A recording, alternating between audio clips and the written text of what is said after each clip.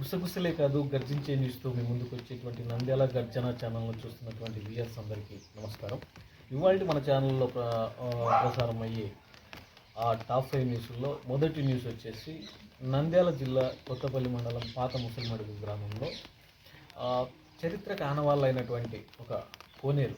ఆ కోనేరులో అంటే ఇప్పుడు దాంట్లో నీళ్లు అవేం లేవు. పాత ముసలిమడుగు గ్రామం ఆల్మోస్ట్ వరద శ్రీశైలం వరద బాధితులకు అప్పుడు నీళ్ళు వచ్చినప్పుడు వెళ్ళిపోయినారు ఆ ఊరంతా. వేరే చోట కొత్త ముసలిమడుగు గ్రామాన్ని అయితే పెట్టారు. కానీ అక్కడ చరిత్ర ఆనవాళ్ళుగా ఉన్నటువంటి ఒక పాత కోనేరులో ఇవాళ నైట్ శుక్రవారం నైట్ తెల్లారేసరికి పెద్ద పెద్ద గుంతలు అయితే తవ్వేశారు.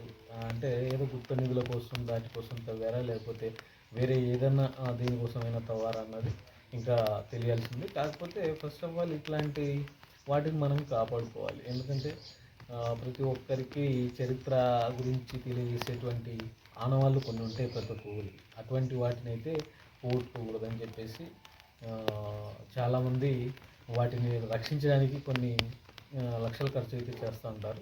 కాబట్టి అట్లాంటిది ఏది జరగకుండా మళ్ళీ ఇంకోసారి అలా జరగకుండా అధికారులు అయితే చర్య తీసుకోవాలని చెప్పేసి మనం నంద్యాల గర్జన ద్వారా అయితే కోరుతున్నాం. ఇక నెక్స్ట్ రెండో న్యూస్ వచ్చేసి ఇది దారుణమని చెప్పాలి.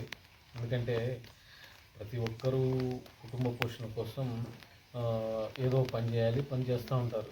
కానీ అదే క్రమంలో నంద్యాల మహానంది మండలం చెన్నూరు గ్రామ పొలిమేరంలో ఒక విషాదం వచ్చేస్తుంది. మసీదుపురానికి చెందిన నాగన్న తన పొలంలో మినుము పంట వేశాడు. ఆ మినుము పంట కోసం ఇట్లా వర్షాలు పడడం లేదు. కాబట్టి ఈ తరుణంలో మోటార్ ద్వారా వచ్చిన నీటిని మళ్లించే క్రమంలో ఆ మోటార్కు ఉన్నటువంటి కరెంట్ షాక్ కొట్టి అతను అక్కడే మృతి చెందడం జరిగింది. కానీ ఇట్లాంటివి జరిగినప్పుడు చాలా దారుణమని చెప్పాలి. ఎందుకంటే ఇది వాళ్ళ కుటుంబంలో ఆ గ్రామంలో మంచిగా తిరుగుతూ కుటుంబాన్ని పోషించుకున్నటువంటి ఒక నాగన్న అనే రైతు చనిపోవడం దురదృష్టకరం. కాబట్టి ప్రభుత్వం ఇలాంటి వారిని ఆదుకోవాలని కోరుకుందాం. మన ఛానల్ తరఫున కూడా కోరుకుందాం. ఇక నెక్స్ట్ మూడో న్యూస్ వచ్చేసి నంద్యాల గిద్దలూరు. ఈ నంద్యాల గిద్దలూరు మధ్యలో పచ్చర్ల అని ఒకటి వస్తుంది. ఆ పచ్చర్ల దగ్గర రైల్వే ట్రాక్ వర్క్ జరుగుతూ ఉంది. అక్కడికి సంథింగ్ ఇప్పుడు పనులు లేవు. పనులు చేసుకోవడానికి కూలీలు వెళ్ళారు.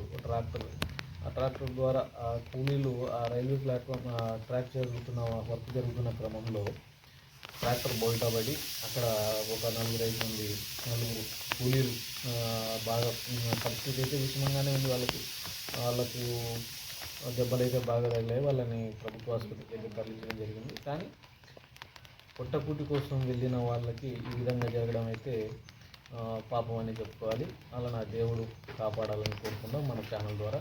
ప్లస్ ఇంకోటి నాలుగో న్యూస్ వచ్చేసి సైబర్ మోసాలపై ఎస్పీ సునీల్ శరణ్ ఆయన ఒక కీలక ప్రకటన అయితే చేశారని చెప్పుకోవచ్చు. అది ఏంటంటే ఇప్పుడు జరుగుతున్న క్రమంలో వాట్సాప్ ద్వారా కానీ, లేకపోతే సోషల్ మీడియా ద్వారా కానీ, లేకపోతే ఇప్పుడు చాలా రకంగా సోషల్ మీడియాలో వాట్సాప్లో ఫేస్బుక్లో లింక్స్ వస్తూ ఉంటాయి. మీరు పెట్టుబడులు పెట్టండి, మీ అమౌంట్కి డబుల్ అవుతుంది అని పెట్టుబడులు పెట్టేయడం, అట్లాగే పెట్టుబడుల కోసం ఎంకరేజ్ చేయడం, వాళ్ళని నమ్మి మోసపోవడం, ఓటీపీలు చెప్పడం, యూపీఐ పిన్లు చెప్పడం, ప్లస్ యూపీఐ పిన్లు చెప్పినా కానీ చెప్పినా అన్నీ మోసాలే. ఏవి జరిగినా మోసం, ప్రతి ఒక్కటి మోసం సోషల్ మీడియాలో కానీ ఎక్కడైనా.